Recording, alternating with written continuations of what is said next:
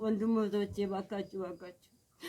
ባካችሁ እኔ 11 ዓመት ደርሳ ደግሞ ትመጣለች ብዬ ጠብቄ ነው። ባካችሁ ወገኖቼ ባካችሁ ሳውዲ አረቢያ ያላችሁ ወንድሞቼ ባካችሁ አጨክኑብኝ። አላህ አይጨክንባችሁ። ለዛ አልጠበቅኳትም። እኔ አንቺን አሻሽላለሁ አንቺን ለውጣለሁ ብላኝ ሄዳ ደግሞ ለዚያ በቃት። ይሄን ጠበቃት። ባካችሁ ሌላ ኑር ሰቡን አድኑልኝ ባካችሁ። እኔ ሌላ እናት ነኝ። ባካችሁ እርዱኝ። አላህ ይርዳችሁ። እኔ የምለው ነገር የለም። እኔ ቀን ማታ እያለቀስኩ አልናገርም እያልኩ ነበር። ለምን ለሰው አልልም? ለምን እላለሁ? ካረዷት የሚረዷት ብዬ ነው ዝም ብዬ ነበርኩት። አሁን ግን እርዱኝ ባካችሁ። እውነት ለመናገር የዚችን እናትና የአባትን የሌላ ኑር ሰቡ ቤተሰቦችን እንባ፣ ሐዘን፣ ለቅሶ አይቶ ያላዘነ ኢትዮጵያዊ እንኳን ኢትዮጵያዊ ቀርቶ አረቦች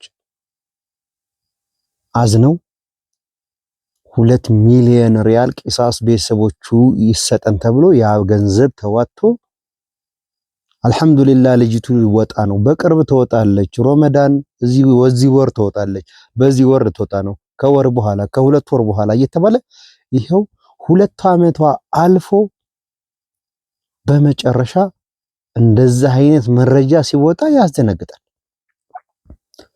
ለወር ተወጣለች፣ ብሩ ተሞላ ተወጣለች፣ ብሩ ተሰጣቸው ለቤተሰብ የተለያየ ነገር ሲባል ድብልቅልቅ ያለ ነገር። እዚህ ሳውዲ አረቢያ ኢትዮጵያ ያሉትና ሰብሳቢዎችና ሳውዲ አረቢያ ያሉት ኮሚቴዎች ግንኙነት የላቸውም። የሚገናኙት ማን ነው? በአንድ ሰው ብቻ ግንኙነት። ያ ሰው እነዛን ኮሚቴዎችን ያናገራል፣ እዚህ ያሉትን ያናገራል። ልብ የሚሰብር መረጃ ወጥቶ ልጅቷ ያለችበት ሁኔታ እዚህ ቦታ ላይ ነው ሲባል ለማንኛውም ሰው ያስደነግጥ። እንኳን ለወላጅ ቀርቶ ለኢትዮጵያ ሕዝብ የሚያስደነግጥ መረጃ ነው። አሰላሙ አለይኩም ወራህመቱላህ። ሰላም ውድ የተከበራችሁ የአንዋር ቤተሰብ እንዴት ናችሁ? መጥቼላችኋለሁ። ዛሬ እንግዲህ በሌላ ሰው ጉዳይ የሚያሳዝን መረጃ ነው። እኔ ገጠር ነበርኩ። በነገራችን ላይ ስሰማ በጣም ነው ያዘንኩትም እንትን ያልኩት ሐቂቃ። እስኪ ሐሳብ አስተያየታችሁን ሼር፣ ላይክ፣ ሰብስክራይብ ያደርጋችሁ ጀምሩ ማለት ነው። ኮሜንት ላይ አሳውቁኝ። በነገራችን ላይ የሌላኑ ሰዎች የእናንተ ቢሆን የሁላችንም ጉዳይ ነው። ለሌላኑ ሰዎች ያላወጣ ሰው የለም። ሁሉም አዝኖ አልጨከነም። በኢትዮጵያ ወደ 38 ሚሊዮን ብር ማለት በጣም ከባድ ብር ነው። 38 ሚሊዮን ማለት በጣም ከባድ ነው። 2 ሚሊዮን ሪያል ማለት ነው ሲመነዘር። እንደዛ ተብሎ ነው እንግዲህ ተሰጥቷል ተብሎ እኔ ቤተሰቦቹም ቀርበው ተቀብለናል የሚባል ነገር አላየንም። በመረጃ የሚዲያ አካላቶች ናቸው፣ ሁሉም ሰዎች የሚዲያ ሰዎች ናቸው። መረጃ ሊሰጡ አልቻሉም። እስኪ በነገራችን ላይ ሙባረክ ሙሰማ ምን አይነት መረጃ ነው ያወጣው የሚለው ነገር እስኪ ትንሽ ስሙት። ተሙባረክ ስሙና እመጣለሁ። በእናትህ እንድትሞት እንትን በሏት። ካሁን በኋላ ልጅቷ ዋጋ እንደሌላት ነገር ማጸኗ እንደወጣ ይቅርታ አድርጉልኝ ሴቶች። ምን ማለት ነው አልኳት ደጋግሜ። ድምፁንም ላሰማችሁ ግማሹን ለሀቢባ ይሆናል ብዬ ያመጣሁት ማለት ነው። ልጅቷ በጣም ደክማለች። እንድትሞት ድምፁን ሁላትና ብትገደል ይሻላል ከዚህ ሁሉ እያሉ ያለቀሱ ነው ነገር። ልጆቹን አምጣልን ካላችሁ ሀቢባ በምትኖርበት ሰዓት ቀጠሮ 9 ሰዓት እንደሆነ ልጆቹን ቀጥታ ዳይሬክት ይዤላችሁ መጥቼ ከአፋችሁ ከፈለጋችሁት ብሔር ከፈለጋችሁት ኢትዮጵያዊ ሴቶች አሰማችኋለሁ ማለት ነው። ደነገጥኩ። እኔ ካሁን በፊት እዚህ ጋር ያየሁት ቪዲዮ እናመሰግናለን ኢትዮጵያውያን ምናምን ሲባል ወጣለች እንደሰማችሁት ነው። ረዳዋት ብዬ ነው እና በጣም ልብ እኔ ደነገጥኩ። ምክንያቱም ትወጣለች። ብዙ ሰዎች በነገራችን ላይ አንዳንዴ ያነሱ የሌላ ሰው ጉዳይ ምን ነው ዝም ተባለ እየተባለ ነበር። እስኪ ግን ላይክ፣ ሰብስክራይብ፣ ሼር እያደረጋችሁ እንዳትረሱ። አትከፍሉበትም። እኔን አበረታቱኝ ማለት ፈልጋለሁ ኢንሻአላህ። እዚህ አጋጣሚ እንግዲህ ኢዱ ደርሷል።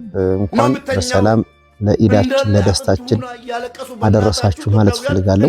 ሁላችሁንም እስኪ ያንን ከእስር ቤት የወጣ ለሙባረክ የተባለውን መረጃ ስለዛ ዝም ማለት የለብንም። ቴንኪው ሀቢባ፣ ቴንኪው ተስፍዬ ስለመጣ። ቮይሱን ክፈትልኝ ሙባረክ። የብሔር ችግር፣ የሃይማኖት ችግር፣ የጾታ ችግር የለብክም።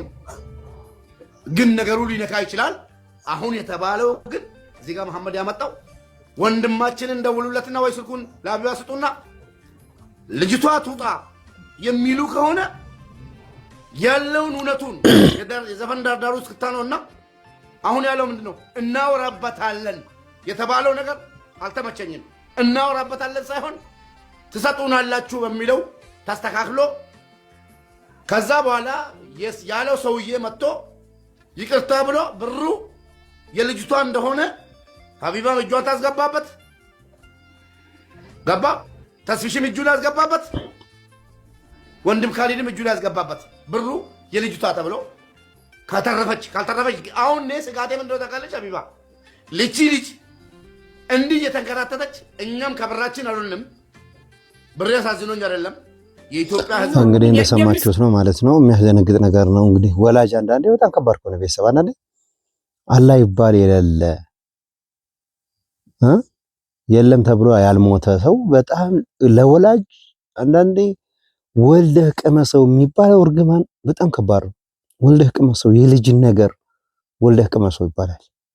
እስኪ አቶ ወንድም ደግሞ ምን እንደተባለ ከኮሚቴዎቹ ሲያስፈራራ እንደነበረ አውርቷል። ስለዚህ ወደ ኮሚቴዎቹ ወደ ወንድም እንሂድ። ግን ላይክ ጠቅ አድርጉ፣ ሐሳብ አስተያየታችሁ ኮሜንት ላይ አሳውቁ። እከሌ ንጹህ ነው፣ እከሌ ደግሞ ሙስና እንዲከፈለው ይፈልጋል ብሎ እውነቱን መናገር። ቴንኪዩ ሀቡ። እዚህ ጋር አንድ ነገር ልጨምርልህ ሶፊዮ። አሁን እኔ ሳጋፍጠው ይሻላል የሚወጣው። ባለፈው ደውለህልን አንተ ይህንን ቲም ሌላ ላይ ጉዳዩ ሲመጣና ብር ምናምን ይፈልጋሉ ሲባል 5 ሳንቲም ከእሱ አካውንት ላይ እንዳይወጣ እንጠይቃቸዋለን። እኛም አንድ በሷ የተሰበሰበ ብር በመልካምነት ተሰብስበው ለነፍስ ማዳን መተባበር ሲኖርባቸው እንዴት ብር ይጠይቃሉ ብለን ነው አይደል? አሲያም ከአንተ ጋር ተናንቃ እኛ ጋርም እንደዛ እንዳይወጣ ያደረግነው እናንተ ነው የምንጠይቀው ብያችሁ ማለት ነው። ስለዚህ ያ የጠየቀ ሰው ማን ነው? ለምንድን ነውስ መልካም ነገር ለማድረግ አንድ ነፍስ ለማዳን በመልካምነት ከተሰበሰበ በኋላ ይህንን ጥያቄ የሚጠይቀው የምን ብር ነውስ? በሞተ ሰው አንገት ላይ እንደዚህ አይነት ነገር መረማመጃ የሚሆነው ይህንን ነገር መልስለት ለህዝቡ። እሺ አሁን እሱ ጋር ግልጽ ለማድረግ ያህል ማለት ነው። ምናልባት እኛ ከቀደም ለመግለጽ ሞክሬያለሁ። ወደ ሚዲያም እንዳንወጣ ብዙ ጫናዎች ተደርጎብናል ብያለሁ። ይሄም ያደረገው ስሙን መጥራት አስፈላጊ ከሆነ መጥራት ይቻላል። ምክንያቱም እኔ ግን ነው ብዬ ትክክል ሊሆን ይችላል ብዬ ነበር ተቀበልኩት በወቅቱ። ምክንያቱም የሆነ በተናገርን ቁጥር እሷ ላይ ችግር ይደርሳል የሚል ነገር ነበር የሰጋ ነው። ነገር ግን ማን ነው ሰውየው? ስሙን ጥራው እስኪ። ሰውየው ስሙን ጥራው። አሁን ላይ ችግር የለም፣ እሱ ለእናንተ ማሳውቃችኋለሁ፣ ችግር የለም። ግን እንደ ኮሚቴ ደግሞ እንደ አጠቃላይ ደግሞ ችግር ያለበት እንደ ኮሚቴው አንድ ነገር ገልጽላችሁ። ከመነሻው ገና እኛ ይሄ ነገር ማሰባሰብ ስንጀምር 4 ሚሊዮን አካባቢ ኦልሞስት እንደደረሰን ማለት ነው። በሙቤ ሚዲያ ጀርመን ያለው በሙቤ ሚዲያ ገብተው ሁሉም ኮሚቴ ልክ እንደ ፓርላማ ስብሰባ ነው። በኤምባሲ ቢሮ ነው።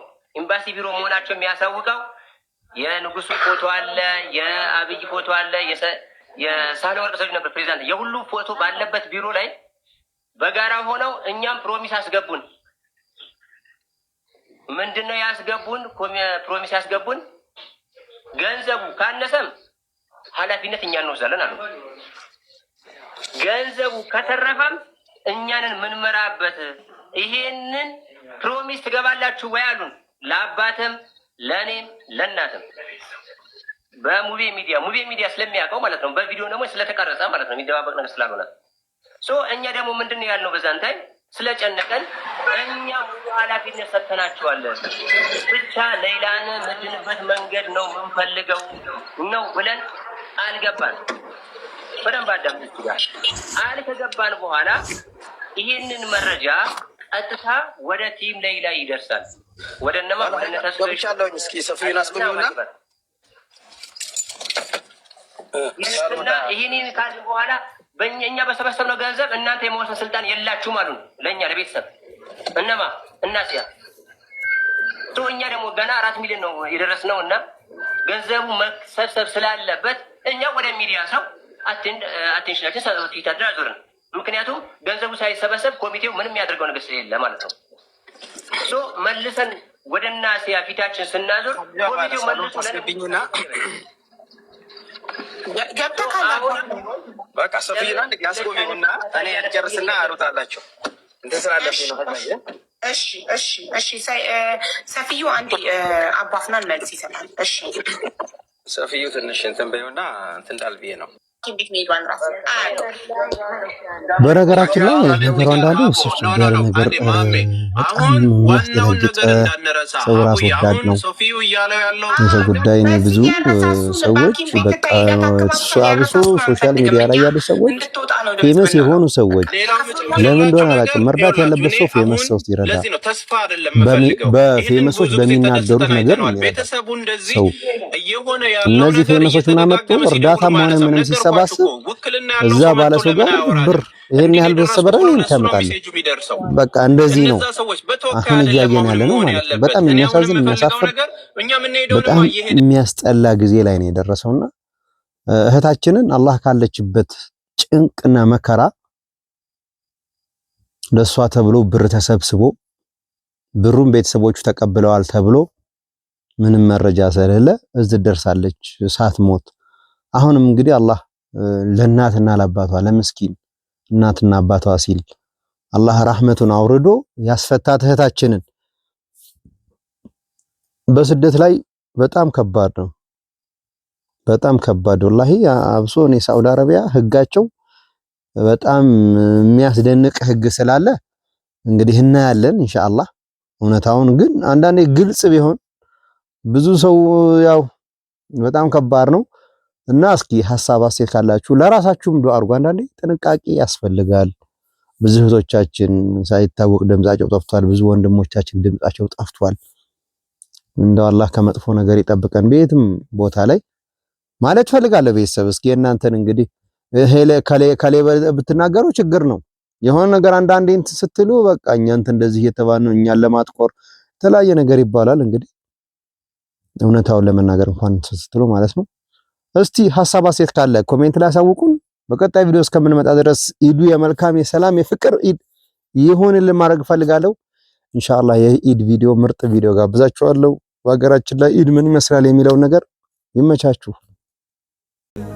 አይሻርም በቀላሉ ያላህ ትእዛዝ ያላህ ቃሉ